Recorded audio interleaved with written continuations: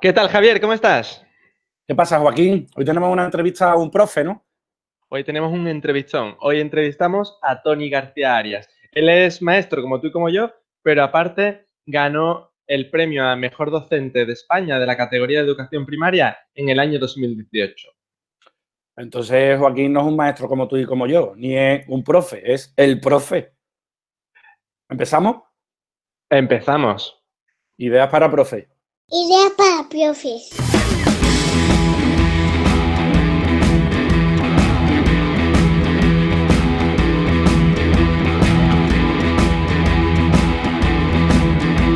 Ahora también en podcast. Ideas para profes. Suscríbete. Tony, buenas tardes. Estamos encantados de tenerte aquí con nosotros en este programa para Ideas para Profe, que se está escuchando en podcast y se está viendo en YouTube. Y nada, teníamos muchas ganas de hablar contigo porque eres, el mejor profe de España 2018. Escribes poesía, a Joaquín le encanta la poesía. Y bueno, has estado colaborando en la Aventura del Saber, en la tele. Sí, sí, Yo sí. creo que pocos maestros hay en la tele, debería de haber más. Sí, ¿Verdad? totalmente, sí, es verdad. Y bueno, también sabemos que has publicado varios libros de poesía y varios libros sobre, bueno, hay uno que se llama Educación Emocional para Todos, si no recuerdo mal. Sí. Así que, vamos, no puede estar más completo este hombre, es un profe polifacético, polivalente. Muchísimas gracias y bienvenido a Ideas para Profe. Nada, todo lo contrario. Gracias a vosotros por la invitación. Para mí es un placer. Bienvenido, Tony. Bueno, pues como ya te he comentado al inicio de esto, para los seguidores que no lo sepan, hemos estado charlando un poco con Tony antes y la verdad es que es el que más revuelo ha montado en esto de Instagram. Le han mandado un montón de preguntas. Nosotros también tenemos las nuestras y bueno, nos gustaría empezar, ya que ha dicho Javi que eres el mejor docente de España de educación primaria del año 2018. ¿Qué historia hay detrás de todo esto? ¿Cuál fue el proyecto que te llevó a ganar el premio? A ver, este premio es un premio que se basa en la experiencia profesional de los últimos 3 años, me parece que es aproximadamente. Principalmente el último año, ¿no? Por eso lo dan en cada año. En mi caso, la verdad es que es una trayectoria de 25 años dedicados casi exclusivamente a la educación, porque no solamente se ha convertido en mi profesión, sino que además es mi ocio. Yo el ocio lo dedico prácticamente a desarrollar temas educativos, colaborar en revistas, escribir artículos. Entonces, detrás de ese premio hay esos 25 años de investigación, de participación en proyectos de innovación que han sido, pues muchos de ellos muy llamativos, han sido muy aplaudidos, han recibido premios. También participo en actividades solidarias con distintas ONGs, publico libros, publico investigación, hago proyectos con los alumnos que, como he dicho, pues que han tenido bastante importancia dentro del mundo educativo. Y entonces todo eso es lo que se valora un poco a la hora de dar el premio. El premio tiene unas bases que al final lo que consiste es en puntuar todo tu currículum, que tiene un baremo bastante exigente, y ahí lo que van haciendo es dándote puntuación por todo lo que tú realizas en el ámbito educativo. También redes sociales, la influencia que tienes en los medios. Entonces, todo eso tiene al final una puntuación que es la que te da, la que te otorga el premio al mejor docente, sin que ello significa evidentemente que uno sea el mejor docente de España, porque de docentes hay sin duda miles y miles que son buenísimos, ¿no? Lo que pasa es que, bueno, se refleja así de un modo, digamos, de premiar y de hacer público también esa labor que muchos hacemos y que a veces queda ahí en oculto, ¿no? Por eso creo que es muy importante este tipo de iniciativas. Durante este tiempo de confinamiento aquí cada uno hemos intentado ser lo más camaleónico posible y adaptarnos a la situación que nos ha tocado vivir. Y bueno, en tu caso ya hemos visto que sales en la tele y que has estado colaborando en la Aventura del Saber.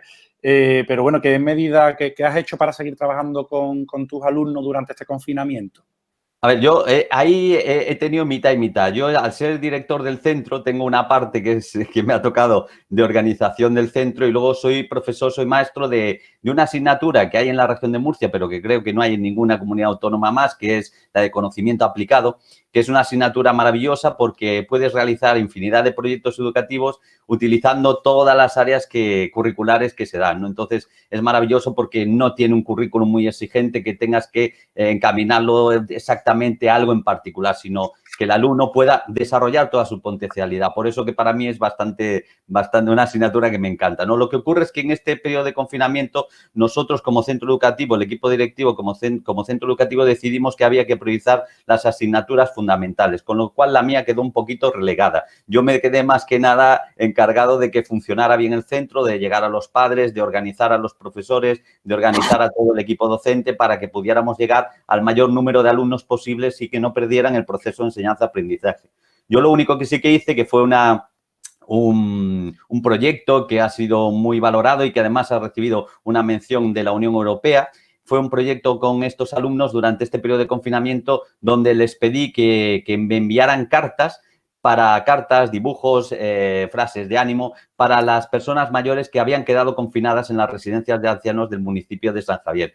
Entonces me puse en contacto con las residencias de ancianos y les comenté el proyecto, les encantó. Entonces hicimos una página web para que, bueno, yo iba colgando todas estas cartas que me iban llegando, tanto de profesores como de alumnos, las iba colgando ahí y al mismo tiempo las remitía en un Google Drive a estas residencias de mayores para que las pudieran imprimir y llenar todo el pabellón de esas cartas floridas de los niños, de esas frases de apoyo, ¿no? Fue lo que hice en esa asignatura para no sobrecargar tampoco a las troncales, digamos. Se me ha puesto el vello de punta, Toni. Es que fíjate que al final esa experiencia va a ser inolvidable tanto para los alumnos como a las personas que le han llegado esas cartas. Sí. Y al final es que de verdad que la educación y ese enfoque transformador tiene que ir en esa dirección. Sí, yo lo pensaba... Perdona. No, dime. Yo pensaba, por ejemplo, en los abuelos, ¿no? Y entonces el título del proyecto es Ni un abuelo sin su sonrisa, ¿no? Porque pensaba en los abuelos confinados y decía, todo este tiempo que se prevé que vamos a estar confinados, pues no van a recibir la visita de nadie. La sonrisa de un niño cuando llega a una casa que la transforma plenamente, pues hacerla llegar de alguna manera a esos lugares que posiblemente estaban muy entristecidos en ese momento. Y para mí la educación intergeneracional, la relación intergeneracional entre niños y abuelos y la relación entre los niños y los animales, yo creo que es una base de la educación por la que tenemos que apostar. Totalmente, Toni. Mira, hace poco, mientras estaba almorzando, estaba viendo una serie de comedia en la que el protagonista decía que la sonrisa de un niño es como un antidepresivo. Sí. Así que ahí sí que la verdad es que has ayudado muchísimo a esas personas mayores que tanto la han estado necesitando, ¿no? Durante este confinamiento. Bueno, como ha dicho Javier, eres escritor, escribes poesía, también escribes en divulgación, pero también tienes tus libros sobre educación. Y en prosa supongo que también tienes varios, ¿verdad? Sí, tengo también, bueno, he sido articulista del diario La Opinión, ahora soy articulista de la revista del periódico Magisterio, también de una revista americana que se llama Viceversa Magazine, que es de Nueva York. Y bueno, escribo mucho relato también, escribo mucho artículo de opinión y escribo mucho de educación. Y luego tengo mi primera novela que hace poco que la publiqué, hace un par de años que la publiqué, que ya va por su segunda edición, que se titula Mentiras para no estar solo, que está teniendo mucha aceptación, la verdad. Mentiras para no estar solo. Nos quedamos con el título. Bueno, pues ya que te dedicas a la literatura, cuéntanos. Muchas veces sabes que esto de la literatura en educación primaria queda relegado a un segundo lugar. Se le da más importancia a otras cosas, en la asignatura de lengua, por ejemplo. Pero ¿deberíamos de dar los docentes literatura en educación primaria? Y si es así, ¿qué beneficios traería para los alumnos? Tú fíjate, yo cuando era pequeño odiaba leer absolutamente. Empecé a leer por puro aburrimiento. O sea, fue un día de calor, me acuerdo perfectamente un día de calor que estaba mi padre en el salón leyendo, mi hermano estaba en la habitación y yo estaba dando balonazos ahí a la pared y joder, estaba aburrido ya de dar balonazos. Y entonces, por imitación, me metí en la biblioteca de mi padre, que era enorme, y empecé a mirar libros, miraba la primera página, nada, cogía, nada, no me centraba. Hasta que de repente llegué a un libro que me enganchó el principio. Me enganchó el principio porque hablaba de la muerte de cómo habían asesinado a una persona y decía yo, pero si ese es el final, ¿cómo puede empezar esto así, ¿no? Y entonces me llamó tanto la atención, era Crónica de una muerte anunciada, y me llamó tanto la atención que empecé a leer. Y empecé a leer a partir de ahí, y a partir de ahí me empecé a enganchar a a la literatura. Y te estoy hablando de aproximadamente 16, 17 años. Antes odiaba todo lo que era leer. Yo creo que la literatura es fundamental. Yo sí que noto un cambio bastante grande desde que no se da literatura o desde que no se lee lo suficiente en el aula. Sí que noto un cambio bastante grande desde el inicio que yo empecé a dar clase hasta ahora, ¿no? El nivel de expresión, tanto oral como escrita del alumnado, ha bajado muchísimo. Yo lo percibo porque tengo textos de hace 15, 20 años de alumnos que los tengo aquí en mi despacho, los repaso de vez en cuando para ver cómo era la educación de antes, el nivel de antes, y evidentemente se puede contrastar que hay una bajada de nivel. Lo que sí que creo que es importante también es cambiar el modo en que damos la literatura. Lo dije cuando asistí a grandes profes y la gente se quedó con el detalle y les gustó mucho. Yo siempre digo que si yo voy a una sala de cine y a la salida hay un tío con 5 folios y yo tengo que rellenar los 5 folios, quién es el personaje principal, quién es el personaje secundario, cuál es la acción, cuál es la trama, yo al siguiente día no voy al cine. Claro. Porque yo lo que quiero es disfrutar.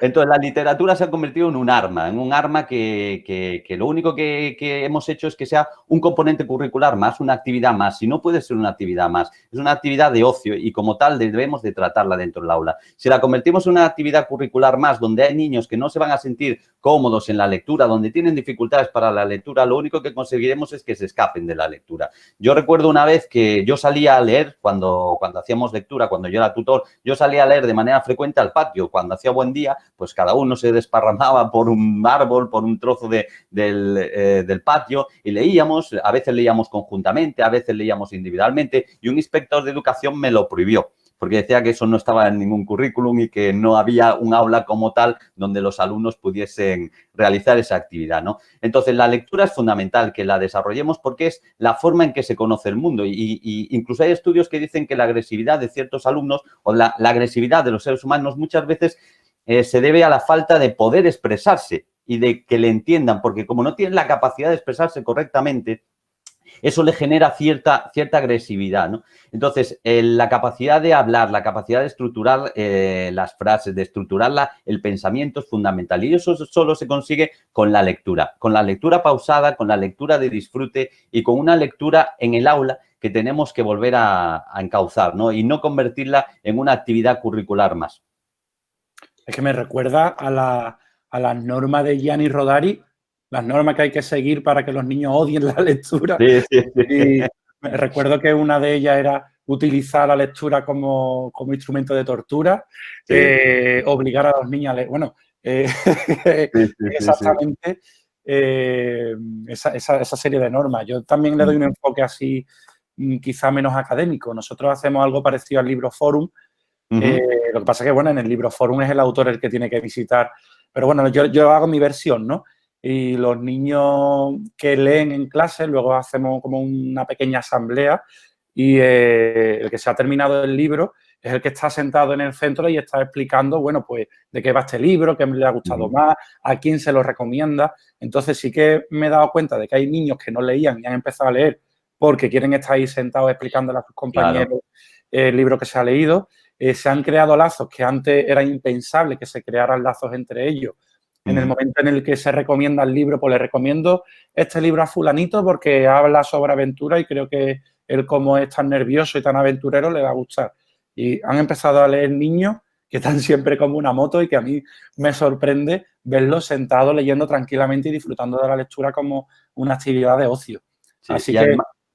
Y además es fundamental, justamente lo que has comentado tú, de participar en conjunto de ese tipo de experiencias, porque fíjate que cuando vamos a un sitio hablamos de cine, pues ¿qué película has visto? ¿Qué tal? De fútbol, oye, ¿viste el partido? Pero nadie habla de libros. Entonces tenemos que volver a recuperar ese paradigma y llevarlo a clase, es decir, que hablen de libros, que participen, que cada uno lleve su libro favorito, que comenten lo que más les ha gustado, que se pueda crear ese libro forum, que se pueda generar toda esa cultura de compartir experiencias para que al otro le atraiga también saber qué es lo que le gusta al compañero y también que poder querer disfrutar de ese tiempo de ocio con él, ¿no? Es fundamental esa idea. Claro, si es que además es enriquecedor a unos niveles que ni siquiera nos paramos a pensarlo. O sea, si ese inspector fuera consciente de lo que está prohibiendo, se está cargando el área de lengua realmente. Pero bueno, Mira, al hilo de esto, he estado hojeando tu libro de Educación Emocional para Todos y algunos artículos periodísticos que tienes publicados en esta revista americana, Viceversa. Viceversa, sí, Viceversa Magazine, sí. Sí, y menciona las carencias que sufre el sistema educativo. ¿A qué te refieres? ¿Qué carencias crees que sufre la educación actualmente? La educación actual tiene muchísimas carencias y cuando visitas otros países europeos avanzados, civilizados, desarrollados, te das cuenta del nivel educativo que hay aquí. Entonces, es un problema ya que parte de la propia sociedad. La sociedad no le da importancia a la educación. Cuando te llaman por teléfono para hacer las estadísticas del INE que te dice, ¿valora usted la educación? Pues, ¿cómo vas a decir que no? Pues, lógicamente, dices, sí, ¿cuánto la valora? Pues un 9. Pero en la vida real, lo único que valoras es que los profesores tienen muchas vacaciones. Y es lo único que dices por redes sociales y es lo único que machacas constantemente. La sociedad no valora como tal a los profesionales de la educación porque no los considera profesionales. Así de sencillo. Entonces, la educación en España está bastante menospreciada. Y como está menospreciada, pues como puse en un tuit hace poco, todo lo que sea inversión en educación se considera un gasto, un coste. Sin embargo, invertir en todos, por ejemplo, se considera una inversión, ¿no? Entonces, una cosa es un gasto y otra cosa es una inversión. Y no se dan cuenta que la mayor inversión, y no es ninguna palabra, ninguna frase bonita, bien hecha, la mayor inversión que puede tener un país es en educación. Porque en educación tienes grandes profesionales, tienes una sociedad mucho más civilizada que luego necesita menos recursos de policías, menos recursos de que se colapsen determinados sitios como, por ejemplo, las urgencias. Tienes una sociedad mucho más estudiada. Tienes posibilidad de generar mayor riqueza no solo con fuentes de riqueza un poco inferiores, que a veces como el turismo, que estamos de acuerdo que es fundamental y es básico, pero a veces es de segunda también. Es decir, tenemos que para convertir un país en un país desarrollado como puede ser Noruega, Suecia, Finlandia, la única posibilidad es invertir en educación, es absolutamente la única posibilidad. Entonces, uno de los problemas es la inversión. Otro de los problemas es que la inversión en España solo se entiende como medios tecnológicos. Es decir, ¡buah! Hemos invertido pues ciento y la madre de tablets. Es que las tablets no vienen a solucionar el problema educativo. Yo prefiero laboratorios, prefiero a lo mejor aulas, aulas artísticas, aulas motivacionales, muchos instrumentos dentro de clase, pabellones deportivos. Es decir, tenemos que invertir en otra serie de recursos que las escuelas no tienen, ¿no? Y luego, por otro lado, uno de los grandes problemas que tenemos en educación es el currículum. El currículum actual lo seguimos manteniendo porque le tenemos mucho cariño al sistema, al currículum que tenemos porque es en el que hemos estudiado y lo mantenemos ahí por una cuestión emotiva, ¿no? Pero hay que reconocer que mucha parte de ese currículum no vale para lo que van a tener que enfrentarse los alumnos de infantil de 3 años que van a tener 20 pues en el 2040 y pico. Es decir, que en el 2040 y pico la red cuadrada no va a ser necesaria, saber hacerla perfectamente, igual que a lo mejor no es necesario que aprendan ciertos contenidos que estamos enseñando, ¿no? Entonces, yo creo que el currículum necesita una revisión profunda, una revisión bastante importante y eliminar un montón de contenidos que se están dando e introducir otros que quizás sean necesarios, ¿no? Yo desde que empecé a enseñar hace 25 años hasta ahora, he notado que la educación se ha vuelto muy estresante y nosotros pasamos de hoja en hoja porque hay que acabar el libro, hay que acabar el currículum ya. Entonces, eso hace que superficialicemos cientos de miles de contenidos que el alumno nunca va a poder asimilar porque no le damos tiempo a que lo asimile. Antiguamente yo me acordaba, todos los días había sumas, todos los días había restas, todos los días había multiplicaciones. Hoy no da tiempo a hacer eso porque sencillamente pierdes el 50% del currículum que no vas a dar, ¿no? Entonces, por eso creo que el currículum es fundamental, invertir en educación es fundamental, invertir de una manera seria, como por ejemplo que se sabe perfectamente porque el propio PISA, que lo utilizamos para lo que nos da la gana, el propio PISA dice que es mucho más conveniente tener aulas con una ratio reducida de 15 alumnos que invertir en tecnología y, sin embargo, no se está haciendo, ¿no? Entonces, yo creo que esos son varios de los problemas a los que nos tenemos que enfrentar y varios de los problemas que tiene la escuela hoy en día. Y yo añadiría uno más. A veces, y esto va a sonar un poco impopular, pero yo creo que la educación se está llenando de una moda porque actualmente pues hay la educación se ha convertido en un negocio, esto es así, un negocio muy rentable, y hay carnaza. Y entonces los medios de comunicación, las plataformas educativas quieren esa parte del pastel. Y los profesionales de la educación muchas veces nos dejamos llevar por esas modas que a veces son absolutamente absurdas y lo único que estamos haciendo es un daño tremendo y terrible a nuestro alumnado, ¿no? Por eso creo que también es importante que el profesorado se profesionalice un poco más, que su metodología se base en una educación basada en evidencias y no tanto en modas, y que por fin nos convirtamos en profesionales con esa categoría que tienen otras profesiones que parece que el magisterio fundamentalmente no lo tienen. A mí que me da la impresión, desde luego, lo hablábamos la semana pasada, que la formación del profesorado está muy coja. Está muy coja en algunas materias, como en psicología, bueno, en los avances neurocientíficos que hay ahora que están... No están directamente. Iba a decir que es que no están. Es que no están. Es que yo, al menos, y Joaquín, que estuvimos juntos en la universidad, yo me estoy formando ahora en materia de cognición y de qué pasa en el cerebro.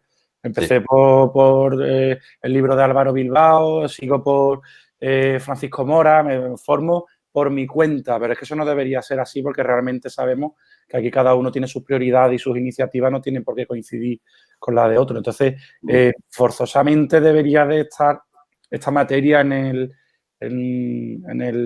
los estudios que se cursan en magisterio, porque nosotros trabajamos con el cerebro. Entonces, debemos conocer la herramienta con la que trabajamos. Correcto, correcto. Y luego, fíjate, el otro día salía Marina diciendo que habría que establecer mecanismos de formación real entre la escuela, ¿no? Entre la escuela y la realidad. Y yo me pregunto, entonces la escuela de magisterio, ¿para qué coño vale? Con perdón de la pregunta. Es decir, no te metas con la escuela de nuevo, que parece que no paran de meterse con los maestros y con la escuela. Métete con la escuela de magisterio. Métete con la facultad de educación. La gente que está saliendo de magisterio está saliendo con una formación pésima, por norma general, pésima. Por tanto, algún problema estamos teniendo cuando llegamos al colegio y nos encontramos que todos los nuevos profesores dicen que cuando aprenden es en el primer año de experiencia en un colegio. Entonces, ¿qué formación has recibido durante 3 años, durante 4 años? Sí, que es verdad que, bueno, luego en el centro se hace un esfuerzo tremendo para formar a esos docentes para lo que sirve de verdad. Correcto. Y a veces te llenan sin saber herramientas de nuevas tecnologías, chavales de 20 y pico años, dices tú, pero vamos a ver, ¿cómo llegáis? Sabe más a lo mejor un señor de 60 que está en el centro y dices tú, madre mía, entonces, ¿qué formación se está dando? ¿Qué formación se está dando en la escuela de magisterio? Eso es un melón que nadie se atreve a abrir. Yo siempre lo critico. A mí me odian los profesores universitarios, pero es lo que es. Tienen que transformar completamente lo que es la enseñanza que están haciendo. Y luego, lo que tú comentabas, tú fíjate, no se da sociología de la educación. Sociología de la educación. O sea, la educación es la base de transformación social, pero sociología de educación se da 4 meses. Sí. Sí, bueno, y 4 meses y luego de didáctica creo que eso también es una cuatrimestral. También. O sea, lo importante realmente de educación emocional ya ni hablamos. No, eso ya olvido de eso. No existe directamente. Ya eso es. Pero bueno, sí que es lo que te digo, está muy cojo y bueno, ya dentro de la realidad de cada centro, yo hablo por mi propia experiencia, ha sido en la formación que ha ofrecido mi centro cuando he descubierto lo que es la rúbrica, lo que es el desarrollo emocional, lo que es el aprendizaje basado en proyectos, todo eso que es vanguardia ahora, que realmente ya nos paramos a analizarlo, ya realmente está antiguado, que lleva muchos años publicado. Y ahora es cuando se le está prestando atención. Entonces, si ya lleva cerca de 15 años publicado lo del ABP, entonces la facultad va, no sé, en el siglo XVIII. Precisamente por esos derroteros estuvimos hablando también con José Ramón Gamo, que decían que en la Universidad de Magisterio estaban viviendo el Día de la Marmota. Se volvía a ver lo mismo año tras año tras año. Y bueno, insistió en que la transformación educativa no pasa por la inclusión de metodologías o de tecnologías, sino por la revisión de ideas que están ahí y hay que recuperarlas. Correcto. Haciendo mención a tu libro de Educación Emocional para Todos, fue creo que el programa número 4, si no me equivoco, Javi, entrevistamos a Melissa Lavaselli y nos habló precisamente sobre habilidades sociales y educación emocional. Nosotros teníamos una pregunta que va por ese camino también. ¿Cuáles son los problemas de la sociedad moderna y de la educación moderna que impiden el correcto desarrollo, digamos, emocional del alumnado? Ujú.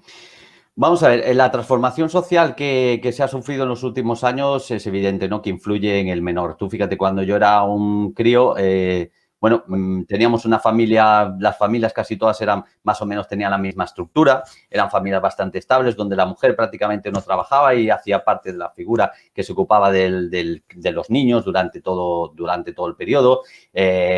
Luego, aparte, nosotros la influencia que teníamos era de nuestra familia, un poco la televisión, pero un programa, los payasos de la tele y luego los compañeros que tenías en el pueblo, que tenías en la ciudad, ¿no? Entonces, la influencia era bastante escasa. Desde la irrupción de la mujer en el mercado laboral, que es absolutamente lógica, eso hizo que los niños hayan quedado un poco, digamos, desprotegidos en cuanto a la atención, ¿no? Evidentemente, los padres tienen que trabajar, eso es más que evidente, pero los niños, hay muchos niños que se llaman niños de la llave en la mochila, que cuando llegan a casa pues se encuentran solos. Eso es un gran problema, ¿no? Por eso yo cuando hablo muchas veces de que sí que es cierto que la escuela y que hay que conciliar la vida familiar con la vida laboral, pero quien tiene que hacer el esfuerzo no es solo la escuela. También las empresas tienen que hacer el esfuerzo para que los padres puedan disfrutar de sus hijos, ¿no?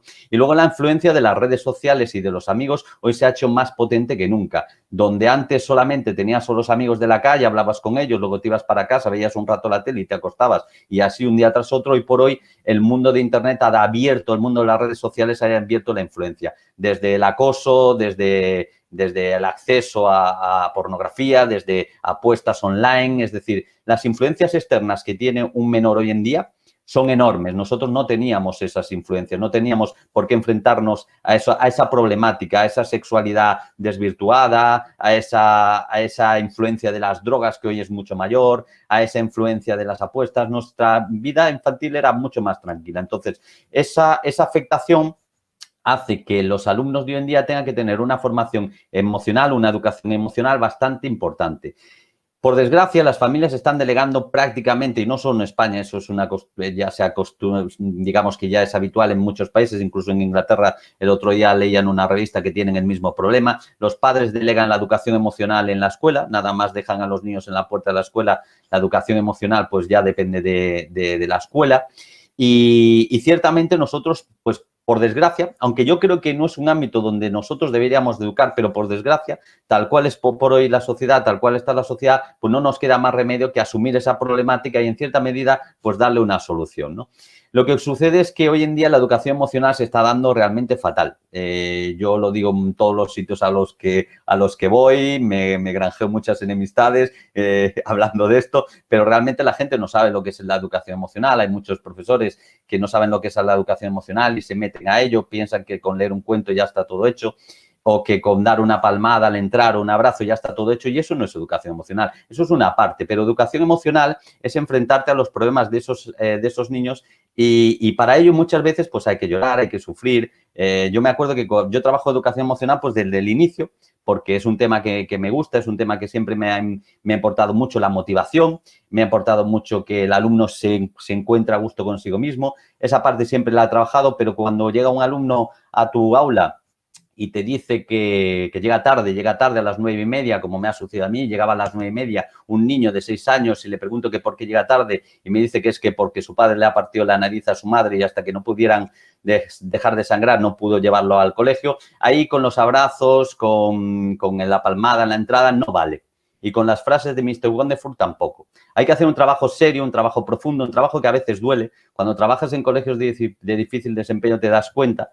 En muchas de mis clases que trabajábamos educación emocional, los niños salían llorando porque hacemos catarsis, porque hacemos cura y es fundamental hurgar. El que no esté dispuesto a hurgar, que no se meta en educación emocional. Educación emocional no es hacer, pues, ciertas, con perdón del término, ciertas payasadas que están muy bien, que son muy ociosas, pero que en realidad no estás trabajando el kit de la cuestión, no estás trabajando la problemática que tiene cada uno de los alumnos, ¿no? Hay alumnos que son celosos, tienes que curarlo, hay alumnos que tienen miedo a la muerte, tienes que curarlo, hay alumnos para los cuales los padres son un lastre y tienes que curarlo, y todo eso no se cura solo con esa parte visible de las frases bonitas de tú puedes, todo lo que quieras lo puedes conseguir, sueña lo que quieras, eso no vale. Para eso hay que hurgar, hay que adentrarse y hay que sufrir con el alumno. Y no todo el mundo está dispuesto a hacerlo. Entonces, por eso digo yo en mis charlas que la educación emocional hay que tomársela muy en serio. No solamente son lecturas de cuentos, que están muy bien, sino que hay que hurgar en lo profundo del ser humano. Y para enfangarte ahí,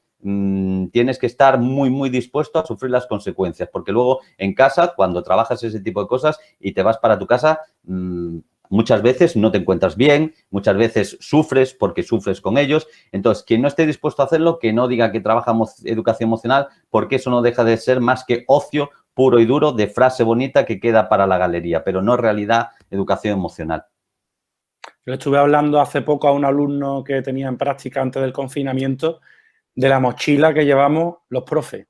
La mochila que llevamos los profes que nos va a acompañar para toda la vida. Y hay algunas veces que el peso es el de un ladrillo y hay veces que el peso es el de una pluma, ¿no? Pero eso ya nos va a acompañar para siempre.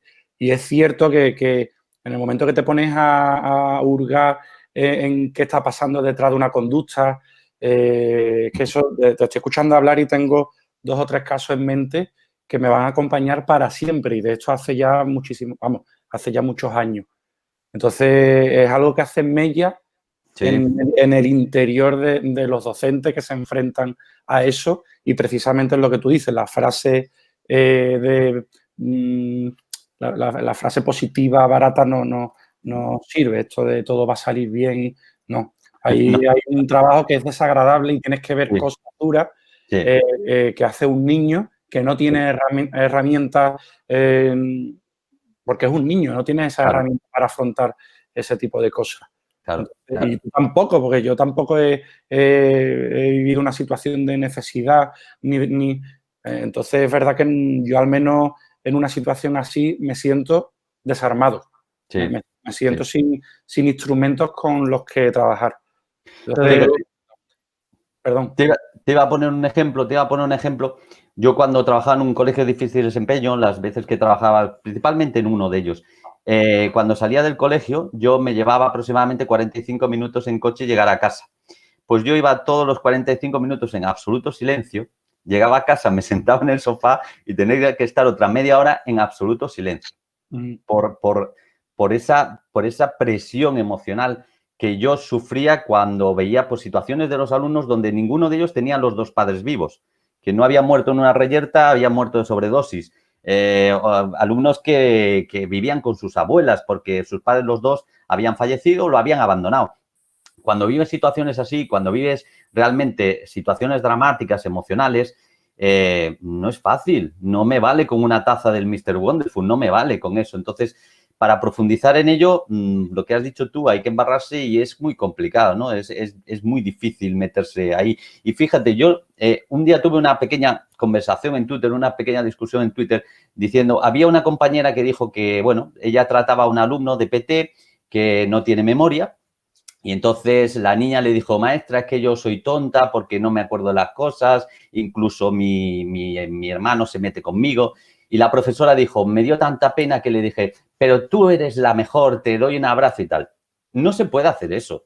Eso es de una falta de profesionalidad brutal. Yo lo siento, pero eso no es ser educador. Yo sé que cuando tenemos un niño que es así, que tiene unas dificultades determinadas, sea la que sea, hay niños que no tienen brazos, hay niños que son ciegos, hay niños con dificultades tremendas. Tú no puedes ser paternalista, tú eres el educador. Tú no le puedes decir, tú eres muy guapa, no te preocupes. No, yo, por ejemplo, no tengo memoria. Yo tengo una memoria de pez absoluta. Yo oigo una frase en una película y a los 5 minutos no me acuerdo ni lo que decía. No sé ni de qué iba la frase. No tengo memoria ninguno. Lo que tienes que decirle es la realidad. Sí, tienes muy poca memoria. Pero es cierto que tienes otras cualidades que pueden compensar esa poca memoria. Vamos a trabajar con esas cualidades y vamos a demostrarle al mundo que esas cualidades valen para llegar a donde tú quieras. Pero no le des un abrazo, no le digas que es guapa, no le digas que no pasa nada, no le digas tú eres la más lista del mundo. Ese paternalismo es absurdo y no vale para nada. Y yo sé que muchas veces caemos en eso, pero eso no es profesionalidad. Cuando alguien llega herido a un hospital no le dicen, ¡ay, qué guapo eres! ¡Ay, no pasa nada aunque la pierna te vaya colgando! Tú tranquilo que tienes otra pierna muy bonita. No, hay que trabajar un poco con profesionalidad. Y duele, claro que duele, porque duele decirle a una niña, mira, tienes esas dificultades. Duele, claro que sí, porque la quieres, porque todos tenemos ese enganche emocional con los alumnos. Pero si quieres realmente que esa niña mejore, no te queda más remedio que atajar el problema y ayudarle a reforzar lo que ella necesita. No necesita un abrazo, necesita que le ayudes. Volvemos a reafirmar el papel de guía tan necesario en el docente, ¿verdad? Bueno, Toni, pasamos a la siguiente parte de la entrevista. Los usuarios de Instagram que siguen Ideas para Profes nos han hecho llegar, bueno, ya te lo dijimos, un montón de preguntas para ti. Hemos hecho selección de algunas. Un seguidor de Ideas para Profes nos preguntaba, ¿recomiendas el aprendizaje basado en proyectos? Para mí el aprendizaje basado en proyectos es la base prácticamente de cómo yo enseño.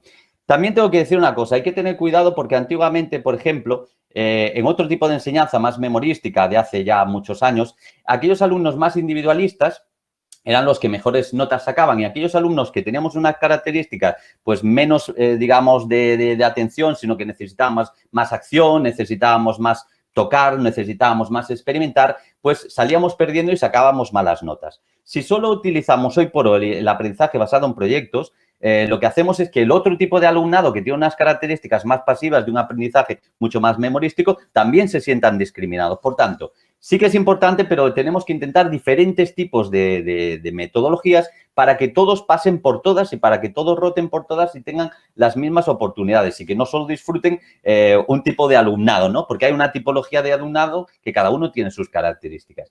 Yo llevo haciendo aprendizaje basado en proyectos o proyectos de innovación educativa desde hace 25 años.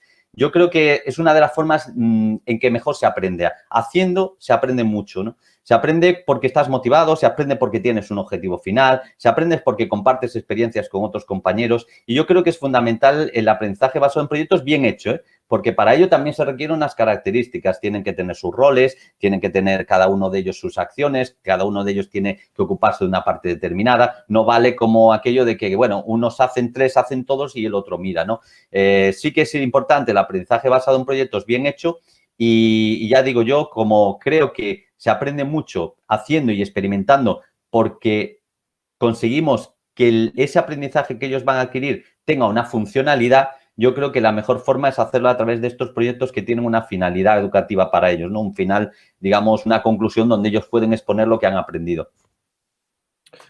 Pues, Toni, yo tengo una pregunta controvertida, un tema polémico. ¿Deberes sí o deberes no? Yo no tengo ni la más mínima duda. Deberes sí. Pero lo voy a explicar. Los deberes tienen doble funcionalidad, principalmente. Lo que pasa es que los utilizamos mal, pero tienen doble finalidad. Una de ellas, que para mí es la menor, es la de reforzar los contenidos que has trabajado. Pero fundamentalmente la que tiene para mí es la de crear un hábito. Si los deberes no tienen otra importancia más aquella que crear un hábito. Tú fíjate que la gente mayor cuando vuelve a querer estudiar, te dice, es que no tengo el hábito de estudio. El hábito de estudio es fundamental. Y cuando son pequeños necesitan menos tiempo, a medida que se van haciendo mayores más. Y cuando ya estás en la universidad, como no tengas experiencias de autogestionar tu propio tiempo y de gestionar tu propio aprendizaje y te dejes llevar por todas las influencias externas, el primer año te cargas todas las asignaturas. Entonces, es importante que los vayamos acostumbrando a que ellos puedan gestionar su propio tiempo, a que tengan un tiempo de sentarse, ese hábito de estudiar un poco, ese hábito de gestionar su propio tiempo de aprendizaje para poder acostumbrarse en un futuro, ¿no? Pero lo que es importante es que los docentes nos demos cuenta de que esa es la finalidad y de que lo hagamos de una manera equilibrada. Si yo llego como tutor de lengua, matemáticas y ciencias sociales y naturales y pongo X deberes, pero luego viene el de inglés y pone otros poquitos y pone el otro y pone otros poquitos, claro, esos poquitos hacen muchitos. Y al final resulta que el niño tiene que estar 4 horas después de clase haciendo deberes. No es la finalidad.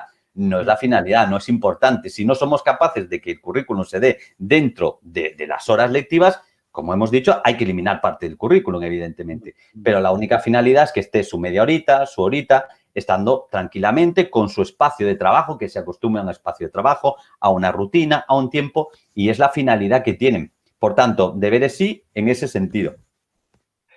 Pasamos a la siguiente pregunta, Tony. ¿Consejo para los profes novatos? Ya que no nos forman tan bien en la Universidad de Magisterio, ¿qué consejos les damos? A ver, yo con respecto a los consejos es fundamental, muchas veces se habla cuando dices, es vocacional. Está muy bien, la vocación está muy bien, es muy bonita y es estupendo, pero yo si tengo que jugar un partido de fútbol y tengo un jugador vocacional que pega unos patadones enormes y lanza todos los balones por encima de la portería, no lo voy a sacar. Está bien que sea vocacional, si nos vamos a divertir lo voy a sacar, pero si nos vamos a jugar la final de la Copa Europa no lo voy a poner. La vocación sin trabajo, sin esfuerzo y sin profesionalidad no vale absolutamente de nada. Yo, de hecho, fui vocacional posterior. Yo empecé estudiando empresariales porque yo quería ser broker. Me gustaba mucho el mundo de la bolsa, me gustaba la inversión, era un mundo que me gustaba el marketing. Entonces, me enfocaba hacia ese mundo, ¿no? Y empecé a estudiar pues empresariales para ver cómo era ese mundo de la economía, la macroeconomía y tal. No me gustó nada. Y entonces cambié a magisterio porque me llevaba muy bien con los niños. Es cierto que siempre arrastraba una hilera de niños enorme allá donde iba. Y dije yo, bueno, voy a probar, es una carrera que parece que está bonita y tal. Y me gustó muchísimo las asignaturas que vi, los profesores que conocí. La verdad es que en Santiago de Compostela había un profesorado que era muy bueno, muy cercano, muy humano, y las asignaturas me encantaron. La sociología de la educación, la didáctica, la historia de la educación, bueno, me fascinó. Y entonces me hice vocacional a posteriori. Por eso digo que la vocación es importante, pero debemos de profesionalizar. Y es importante para esos nuevos profesores, en cuanto a su formación, que se dediquen a leer cosas realmente serias, a leer revistas realmente serias. Lo que hemos hablado un poco, neuroeducación, estudios lineales de largo plazo sobre educación, que no se dejen llevar por modas como inteligencias múltiples, que no se ha demostrado que no tienen ninguna realidad objetiva, ¿no? Que lean literatura educativa de calidad, no tanto las revistas de divulgación, que está muy bien muchas veces para encontrar recursos, pero que no se crean la parte teórica de esas revistas, que ellos empiecen a investigar, que hay mucho por internet, mucho para descargar, y que lean literatura de calidad para convertirse en profesionales reales, en profesionales que luego nadie le puede decir, no, es que usted experimenta con una cosa y con otra sin saber de lo que está ejecutando, ¿no? Entonces, es importante eso. Y luego, si se van a dedicar al mundo de la educación pública y van a hacer oposiciones, etcétera, la constancia. Aquellos que son constantes llegan. Si nos dejamos derrumbar en cuanto empiezan a salir malas notas por oposiciones, cuando vemos que no alcanzamos nuestros objetivos, al final nos vamos quedando por el camino, ¿no? Entonces, si se van a dedicar al mundo de la educación, es un mundo difícil, es un mundo donde tienes que pasar procesos selectivos, pero tienen que tener la confianza en sí mismos y la constancia, porque el que tiene constancia al final, de una manera o de otra, siempre acaba llegando, ¿no? Y eso es fundamental. Siempre sale Gardner, Joaquín. Yo acabo de descubrir a mi mejor amigo. La pena que no te puedo abrazar, Tony, pero yo opino igual que tú con las inteligencias múltiples. Eso deja muy mal lugar al tema de la plasticidad cerebral, que sí que está demostrado. Y bueno, simplemente el nombre ya chirría, ¿verdad? Sí. Jesús Guillén dice que es un neuromito que hay que desmitificar para volver a probarlo, pero no como inteligencia, sino como capacidades y ver Sí. qué dones que se pueden formar, pero es lo que tú dices, sin constancia no se van a descubrir esos dones. Entonces, Claro. Es que en casi todas las entrevistas he hecho a pelear a Joaquín y a Howard Gardner. siempre pierde Gardner. ya le he cogido cariño, ¿ves, Javier? Bueno, tengo otra pregunta que nos ha dejado un seguidor de Instagram. ¿Qué necesita un docente para ser un gran docente? Pues más o menos un poquito lo que hemos dicho antes. Un gran docente necesita esa parte de vocación, esa parte de vocación que puede ser desde que uno es pequeñito, que muchos maestros dicen, yo cuando era pequeñito ya sabía que quería ser maestro, o puede ser a posteriori porque conoces la carrera y al final te gusta. Y para convertirte en un buen profesional tienes que tener esa capacidad de motivación porque es fundamental tener motivación para seguir mejorando y fundamentalmente lo que he dicho un poco, ¿no? Prepararse y prepararse de manera seria. Ver qué es lo que funciona en educación, ver qué es lo que no funciona en educación. Tienes que tratar a cada alumno, eso para mí es fundamental, a cada alumno de manera individual. Sé que es muy difícil, pero tienes que conocer a los alumnos desde el punto de vista psicológico como si fueran pues, los elementos con los que estás trabajando, ¿no? A veces tienes que trabajar la manipulación emocional, tienes que manipularlos, no te queda otro remedio. Yo he tenido alumnos que han trabajado por agradarme a mí, así de sencillo, pero ya al principio es cierto que trabajaba un poco por agradarme a mí porque yo les hacía chantaje emocional para que trabajasen. A otros, sin embargo, pues ves que las flaquezas son pues de timidez, de falta de confianza. Entonces es importante que conozcamos a cada uno de nuestros alumnos y que en la medida de lo posible le demos a cada uno lo que necesita, ¿no? Y luego amar tu profesión, amar tu asignatura, saberla transmitir, saber transmitir esa pasión, ¿no? Porque yo recuerdo que la mayoría de lo que me ha quedado a mí al final, de las experiencias que te quedan en educación con respecto a tus profesores, la mayoría de ellos tienen un componente emotivo, ¿no? No te acuerdas exactamente cuando aprendiste las mitocondrias, pero si a lo mejor fuiste al laboratorio para ver la célula, ese día sí que te acuerdas. Ese día sí que te acuerdas. O el día que el profesor te saca a la excursión y te lleva a ver pues, los cantos rodados, te lleva a ver minerales al campo, ese día sí te acuerdas. No te acuerdas ni en la página en que están los minerales, ni te acuerdas qué día ni si estabas en sexto, ni si estabas en quinto, pero te acuerdas ese profesor que te llevó por el campo y te enseñó ese canto rodado y tú aprendiste que era un canto rodado porque iba en un río, etcétera, etcétera, ¿no? Entonces, tenemos que amar nuestra asignatura y transmitirla con una pasión, con la pasión de quien ama el conocimiento y de que ama el aprendizaje. Mucha formación, mucha pasión y luego mucha resistencia a la frustración, porque la enseñanza, el ser maestro, tienes que tener una resistencia a la frustración enorme porque estás criticado por todas partes, incluso ahora los periódicos han entrado en esa dinámica de decir que el problema del mundo entero es la escuela pública, somos los docentes, entonces tenemos que tener mucha capacidad de resistencia a la frustración. Y eso se gana porque, yo lo digo muchas veces, eso se gana muchas veces siendo un profesional. Siendo un buen profesional, a ti nadie te puede decir absolutamente nada, porque manejas tu profesión, controlas tu profesión y el resto, pues no la controlan, ¿no? Y alguien que te vaya a discutir de educación que no tenga conocimiento, pero tú sí, con un largo bagaje, desde luego, estás muy por encima de él, ¿no? Por eso hay que profesionalizarnos todo lo posible. Paco Mora dice que solo se puede aprender aquello que se ama. Eso lo podemos cambiar también. Podríamos decir que solo se puede enseñar aquello que se ama. Sí, la verdad aunque ahí estoy yo un poco en contra, ¿eh? Ya lo he discutido alguna vez con él por Twitter, estoy un poco en contra. En realidad no se aprende lo que se ama, es cierto, no es cierto. Se aprende muchas veces por odio, por venganza, se aprende por sentimientos, es decir, tú aprendes por motivación, pero la motivación unas veces es el amor y otras veces es la venganza. Yo reconozco que ciertas cosas de mi aprendizaje lo hice para vengarme del mundo. Yo fui un fracasado escolar y quise demostrarle al mundo que estaba equivocado.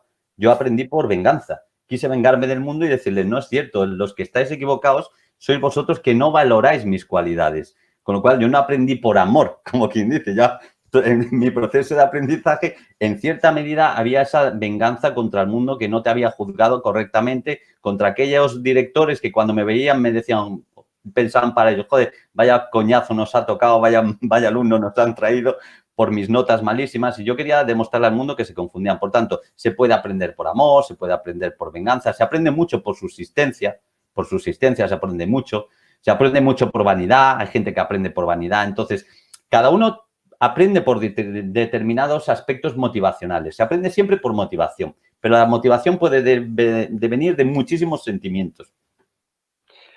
La verdad es que te habrás quedado a gusto. Si dices que eras un mal alumno y de repente haberte convertido en el mejor profe de España, eso es para darle así con el papel a tus amigos maestros. Eso es una venganza y no debamos. Bueno, continuamos con la entrevista, Tony. Nos preguntaban, ya sabemos que el currículum está anticuado, pero ¿qué debemos cambiar del currículum? Mira, yo siempre que me planteo cómo debe ser el currículum, me planteo lo que van a necesitar mis alumnos de aquí a cuando ellos sean mayores de edad, ¿no? a lo que van a necesitar en esa sociedad del 2040-2050, es lo que me planteo. Y eso me lo planteé hace 24 años exactamente, cuando hice un proyecto de innovación educativa que fue muy valorado en aquel momento porque fue la única revista de colegio que tenía un ISSN. Hicimos una revista escolar donde yo enseñaba la lengua a través de la revista escolar y los alumnos hacían su edición de textos, su edición de imágenes, hacían sus fotografías, iban a la biblioteca a investigar pues, sobre la temática que nos tocara en ese momento, las Olimpiadas, cuando fue el tema del Prestige, se abordó también lo que era la contaminación del mar, etcétera, y ellos aprendían lengua a través de esa actividad. Esa le encantó a todo el mundo hasta que el inspector otro inspector distinto, dijo que aquello no se podía hacer porque no estaba recogido en ningún currículum. Con lo cual, mis alumnos de hace 24 años perdieron la posibilidad de aprender edición no la perdieron porque yo no solía hacer caso a ese tipo de cosas. Confiaba mucho en mi criterio como para hacer caso a los criterios de otros que veía absolutamente obsoleto. Entonces, yo seguí, pero si no, mis alumnos hubieran perdido la oportunidad de saber que era un ordenador, de saber escribir en Word de aquella época, en no saber editar textos. Es decir, mis alumnos han perdido y los alumnos españoles han perdido 25 años de nuevas tecnologías sencillamente porque el currículum no estaba adaptado a las necesidades que ellos tienen actualmente. Y así tenemos alumnos que te escriben todo el texto, el cuerpo del texto, en el correo electrónico, te lo escriben en el asunto. ¿Por qué? Porque llevamos 25 años de retraso, porque a nadie se le ocurrió meter dentro del currículum que eso era necesario para los alumnos del 2020, como estamos ahora, ¿no? Entonces, ¿qué ocurre? Que el currículum ese lo hacen normalmente pues esos profesores universitarios que viven a años luz de las escuelas y no saben lo que necesitan los alumnos porque hace años que no han visto un niño, ¿no? Para empezar a cambiar el currículum, lo que hay que meter dentro de la transformación curricular es a docentes de primaria y de secundaria en su caso, ¿no? Yo eliminaría muchos de esos aspectos que son muy memorísticos y que no son necesarios. Como he dicho, la raíz cuadrada no es necesaria. Hoy por hoy no es necesaria saber realizarla.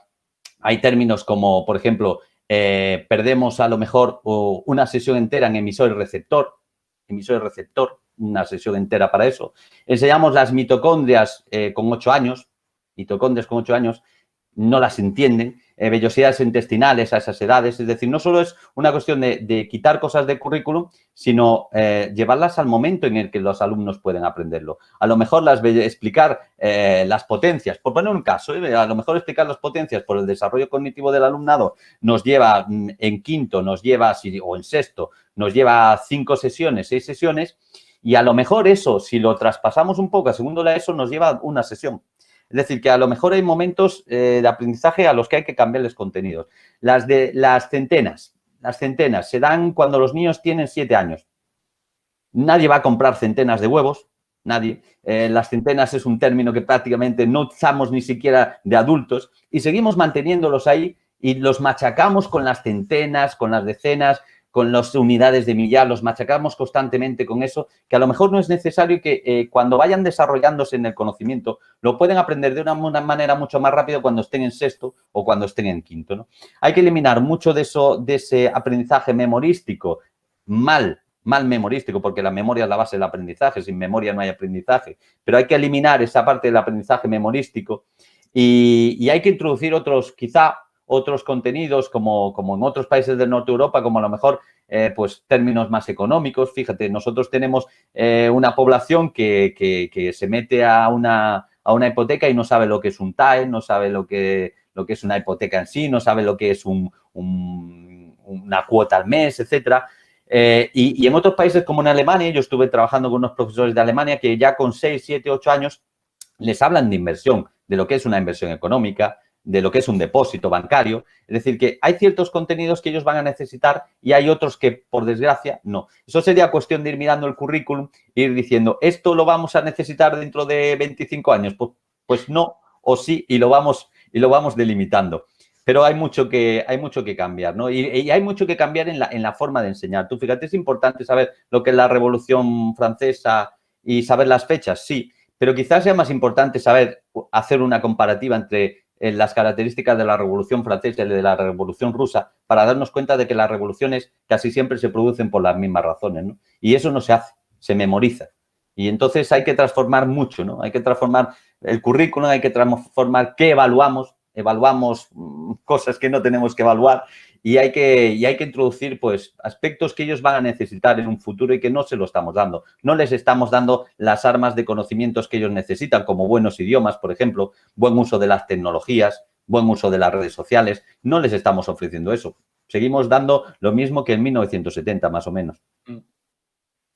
Toni, te lanzo la última pregunta de los seguidores de Instagram. Además me encanta. ¿La creatividad debería tener más presencia en el aula? La creatividad es fundamental, la creatividad es básica para todo. La creatividad mejora todo el rendimiento curricular y debe de fomentarse, ¿no? Todos los centros educativos tendrían que tener un aula de creatividad, tenían que tener un aula con instrumentos musicales, con paneles para poder dibujar, con tangrams, con material que desarrollen la creatividad. Y nosotros mismos debemos de dejar desarrollar esa creatividad. Fíjate, yo muchas veces les echo pues ciertas broncas a los profesores. Yo pongo a veces en mis charlas ejemplos de educación infantil, ¿no? Lo importante no es que el niño acabe un dibujo bien, que lo acabe bonito, que lo acabe como él le gusta. Lo importante es que lo acabe antes de que toque la sirena para el recreo. Entonces, acostumbramos al alumnado a que lo importante no es el qué, sino el tiempo. Entonces, eso es como si a Miguel Ángel le dice, tú tienes que pintar la Capilla Sixtina, pero antes de que toque el recreo.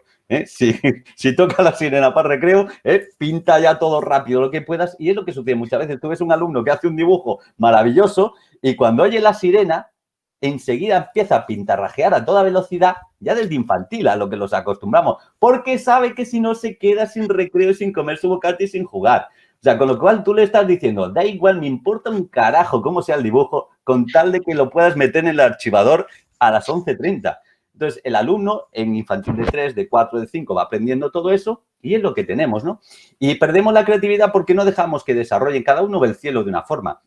Pero no solo eso. Yo le he echado broncas a ciertos profesores cuando me vienen comentando lo que hago porque dicen, me ha pintado el cielo de tal manera. Pero es que a lo mejor el niño te está expresando un problema psicológico que tiene o maltrato familiar y tú se lo estás cortando porque le dices que el cielo tiene que ser completamente azul, pero es que su cielo es negro y él te lo quiere demostrar que es negro y tú le estás prohibiendo que sea negro, con lo cual nos estamos perdiendo un montón de información. Por eso digo, hay que profesionalizarse. Un dibujo no es un dibujo artístico solo, es artístico, psicológico, tiene muchos componentes. Si eres un profesor sin formación, le mandes que lo pinte de azul y te has perdido toda la información que te quiere transmitir el alumno. Por tanto, es fundamental esa parte de la creatividad. Y la creatividad en todos los aspectos, porque en matemáticas también se puede ser creativo. Se puede enseñar. Nosotros hicimos un proyecto en mi centro enseñando lengua a través del cine, haciendo cortos, haciendo cortometrajes. No se aprende lengua perfectamente haciendo cortometrajes. Mis alumnos salieron con una expresión oral y escrita muchísimo mejor que si hubiéramos dado quizá el libro solamente de lengua, ¿no? Hay que buscar esa creatividad en todo, en las matemáticas, en las ciencias. Los niños te pueden expresar, a veces cuando me llegan a mí y me dicen, este resultado pues va bien, pues el resultado, a mí lo que me importa es que el resultado vaya bien, pero no que lo hagan como yo digo que tiene que hacerse. Ellos tienen que enfrentarse a un problema y tienen que buscar la solución. Si buscamos que busquen la solución de la misma manera, exactamente igual que nosotros la hemos enseñado, estamos perdiendo la creatividad. Ellos a lo mejor alcanzan la misma solución por un camino distinto que nadie se había dado cuenta. Aunque sea contando con los dedos, aunque sea poniendo gomas, me da igual. Ellos tienen que llegar a una solución, por ejemplo, en matemáticas, ¿no? Pero si nosotros le cortamos esa creatividad y le decimos, no, tú tienes que hacerlo exactamente así, exactamente tal como yo te lo explico, lo único que le decimos al niño es, lo importante no es que tú llegues a una solución final, sino que agrades al maestro. Yo muchas veces cuando mandaba redacciones en cursos superiores, en cuando era 7º y 8º y en 6º, hacíamos redacciones de distintos temas sociales, pues a veces de la inmigración, a veces de racismo, etcétera, y todos, absolutamente las primeras veces que me escribían y no me conocían, me escribían textos preciosos y maravillosos llenos de mentiras enormes para agradarme a mí. Entonces yo cogía directamente, rompía y decía, yo he pedido vuestra opinión. No he pedido que me digáis lo que yo pienso, dejo de creer. Yo voy a valorar la calidad que vosotros mostráis y las justificaciones que vosotros podáis demostrar. Pero tienen que ser vuestras. Si no son de ellos, nosotros nunca los conoceremos. Si ellos no nos dicen que tienen problemas de racismo o si ellos no nos expresan que realmente no soportan a los gitanos o no soportan a los marroquíes, por a lo mejor pues por su influencia familiar, Si nosotros no lo conocemos, si todo es maravilloso y precioso y vivimos en un entorno de falsedades, nunca podremos trabajar sobre esos aspectos tampoco. Por tanto, hay que dejarlos expresar libremente, hay que dejarlos expresarse creativamente y nosotros tenemos que ayudarles en todo ese proceso, pero no decirles exactamente lo que tienen que hacer, porque para eso ya lo hacemos nosotros, ¿no? Por tanto, la creatividad fundamental y se puede hacer en todas las áreas, absolutamente en todas. Es que si se hubiera dado siempre ese tajo a la creatividad, no tendríamos hoy a Monet, a Van Gogh, a Picasso. Bueno, el que haya visto el Guernica, Claro. habrá algo más interpretable que el Guernica y que transmita más emociones. Y sin embargo, en fin. Sí. Javi seguramente lo pintó así porque sonó la alarma del recreo. Dijo, hostia, aquí hay que apurar, vamos. Vamos a terminar rápido, ni siquiera voy a colorear, todo en gris. Javier, La pregunta, Joaquín. tenemos una pregunta, ¿no? Es la pregunta casi más importante que le estamos haciendo además a todos nuestros invitados, porque es que está dando a mí la impresión que me da que está encendiendo luces en un camino que estaba totalmente oscuro en educación y que nos va a ayudar a mejorar. Yo espero que todas las ideas que están saliendo de esta pregunta de verdad calen en algún sitio y cambie. Entonces, bueno, te lanzo la pregunta, Toni. ¿Qué cambiarías en la educación de forma prioritaria? De forma prioritaria, yo cambiaría, es que como te he comentado hay mucho que cambiar, sin embargo yo me quedo con el currículum, me quedo con cambiar el currículum. Creo que tenemos que sentarnos, creo que tienen que ser maestros de primaria, tenemos que sentarnos, tenemos que abrir un debate y tenemos que decir qué es lo que es válido y lo que no es válido para los alumnos de hoy y para su futuro cuando pasen 20 años, ¿no? Y yo creo que eso es lo fundamental, eso es lo básico. Ahora mismo cambiar el currículum para ofrecer una enseñanza de calidad. Mientras no cambiemos el currículum, seguiremos educando como en 1970 y seguiremos teniendo los mismos resultados que en 1970. Entonces, la sociedad de hoy en día necesita una enseñanza diferente, una enseñanza más ecológica, una enseñanza más solidaria, una enseñanza más de tecnológica, una enseñanza más cooperativa, más social. Y no lo estamos ofreciendo, no estamos ofreciendo esa parte humanista, esa relación con el entorno, esa relación con los animales, con las personas mayores y seguimos anclados en unos conocimientos arcaicos que muchas veces ya no nos valen para nuestro futuro ni personal ni laboral, ¿no? Que también se busca. Bueno, también esta pregunta yo no la hice porque es que sale la idea cruda y sale tal como se la siente uno. Que es verdad que si matizamos y ponemos límites, se condiciona y no es la idea. Así que se están consiguiendo respuestas que me encantan. La verdad es que sí, que estamos consiguiendo. Al final vamos a esbozar algo bonito. Vamos a proponer nuestra propia ley educativa. Sí, señor. Sí, no, es cierto. Yo creo que el gran error del Ministerio de Educación y el gran error de las consejerías de educación, y creo que en algunos sitios, me consta que en algunos sitios ya se está transformando, es el no contar con el profesorado y contar con profesores universitarios. Los profesores universitarios tienen un conocimiento técnico de la materia que está muy bien, pero no conocen la realidad, ¿no? A mí no, yo si soy el piloto de Fórmula 1, el mecánico no me tiene que decir cómo tengo que conducir. Soy yo el que le digo los problemas que tengo y tú me los solucionas, pero el que conduce soy yo y el que conoce el coche soy yo. Entonces, en este caso, los que conocemos el coche somos nosotros, somos los que lo llevamos, somos los maestros que estamos a pie de aula y sabemos las dificultades con las que nos encontramos y sabemos aquellos aspectos que a nuestros alumnos no les interesan nada, aquello que no les motiva, aquello que sí que funciona, sin embargo, aquellos contenidos que actualmente pues sabemos que los estamos dando, pero que los tenemos que dar porque lo pone el currículum, pero que son innecesarios. Y es cierto que el Ministerio de Educación y las consejerías deberían de empezar a encargar el currículum, al diseño de curricular, no a grandes filósofos que están pues, en otros estamentos, no a grandes profesores universitarios, sino a los profesores de pie de aula que son los que realmente pueden solucionar el problema. Sin ellos es imposible. Tú fíjate, Canadá consiguió, que PISA no es la panacea, pero Canadá consiguió en cuestión de 3 años convertirse en uno de los mejores países en las pruebas PISA gracias a que cogió el currículum y se lo dio a los colegios y le dijo, los transformáis como queráis. Junto con el ayuntamiento lo transformáis como queráis. Y se hicieron comisiones entre los centros educativos y el ayuntamiento para cada uno adaptarlo a su entorno. Y así se transformó completamente el currículum y ahora tienen resultados muchísimo mejores. ¿Qué ocurre? Que en España no confían en los maestros, no confían en nosotros, no nos consideran profesionales, nos consideran profesionales de segunda. Es así, cuando ves los medios de comunicación, cuando van a hablar de educación, no llaman a maestros, llaman a profesores universitarios. Rara es la vez que llaman a maestros para hacerle una entrevista sobre cuáles son los problemas educativos. Entonces, como no empiecen a contar con nosotros para ese desarrollo curricular, seguiremos cometiendo los mismos errores de siempre y nuestra enseñanza será igual de patética que hasta ahora. Algo así hizo Singapur también, sacaba Sí.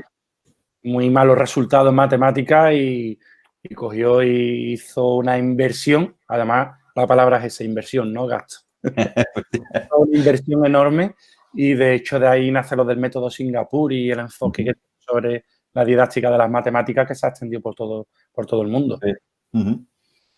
Bueno, pues para eso estamos haciendo precisamente, Tony, este proyecto que Javier y yo hemos creído tan necesario, porque la verdad es que hay muy pocos programas de educación y verdad. bueno, nosotros muy humildemente estamos intentando hacer algo para ver si podemos cambiar las cosillas, por lo menos las mentes de quienes nos escuchan.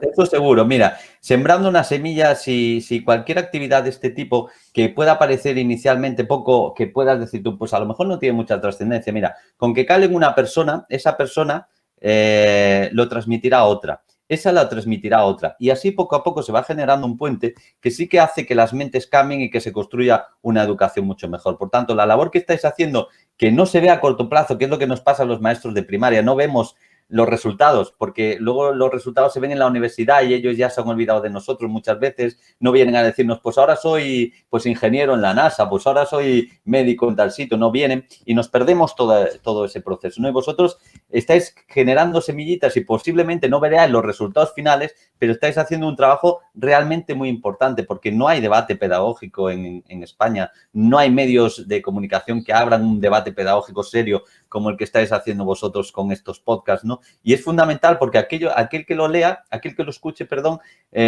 algo le quedará, ¿no? Y a partir de ahí se puede transmitir como en forma de corriente, ¿no? Se puede transmitir al resto de compañeros. Por tanto, estáis haciendo una labor que yo estoy seguro que no va a quedar en vacío. Estoy absolutamente seguro. Tony, pues muchísimas gracias por acompañarnos. Me han contado esta entrevista, como siempre, se lanzan mensajes, ideas que espero que se convierta en eso, en semillas que empiecen a germinar y a brotar y se convierta en un árbol enorme que nadie pueda derribar. Tony, muchísimas gracias por estar con nosotros en Ideas para Profe y nada, yo desde luego te propongo para Mejor Docente 2020 también. Muchas gracias, muchas gracias. Para mí ha sido un placer conversar con vosotros, ha sido muy dinámico, muy interesante.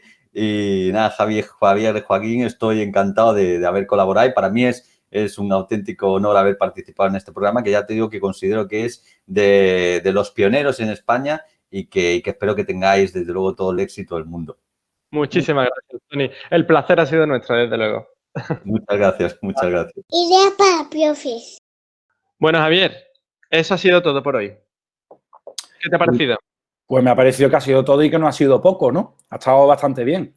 Yo sabía que el mejor profe de España tenía mucho que decir sobre educación. Oye, Así y para no salirnos de como acostumbramos a hacer siempre, los puntos. ¿con qué 3 puntos te quedas? 3 puntos. Vamos a resumir esto que hemos estado hablando en 3 puntos principales. Se me ha quedado un par de cosillas ahí que hubiera hablado más con él, pero bueno, lo principal, los 3 puntos principales serían algo que me ha llamado mucho la atención, que dice que los padres delegan en los docentes, en la escuela, la tarea del desarrollo emocional de los niños. Y sin embargo, en la escuela también ha dicho que no estamos preparados para hacer ese trabajo emocional con ellos.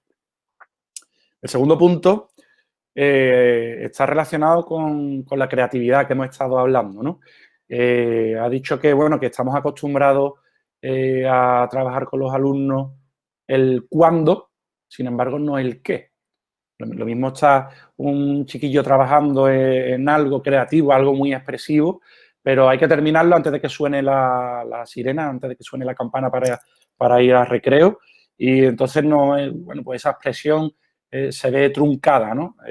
y habría que dar quizás, habría que dar un poquito más de protagonismo a este tipo de tareas y dejar más tiempo, ser más flexible. Y por último, he dejado este punto para el final. Ha dicho que una de las características que tienen que tener los profes, una de las características que tienen que tener los docentes, es la alta resistencia a la frustración. A mí me da la impresión de que en este punto dan el clavo, porque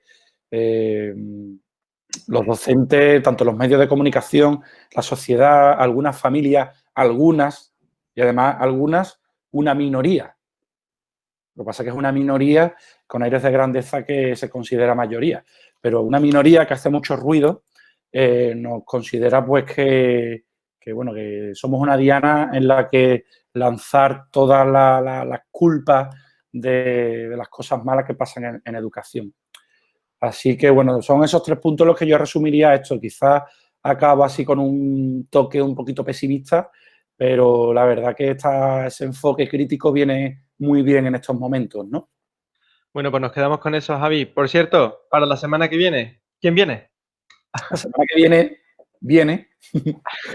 María Garau. María Garau es psicóloga, está especializada en neuropsicología y en el diagnóstico de trastornos del aprendizaje. Así que quiero hablar con ella, vamos a hablar con ella sobre este tema, sobre trastornos del aprendizaje. Le preguntaremos algo sobre la dislexia, la atención a la diversidad, y yo creo que va a ser una entrevista también muy potente. Bueno, pues la esperamos entonces para la semana que viene. A los que nos estén viendo o nos estén escuchando y que todavía no sigan Ideas para Profe, no olvidaros de suscribiros al canal y, por supuesto, de darle a like. Muy bien, seguidme en redes sociales también, que así podéis dejar vuestras preguntas para las futuras entrevistas. Joaquín, nos vemos la semana que viene, ¿no? Con María Garau. Nos vemos la semana que viene, Javi. Un abrazo. Hasta luego, adiós.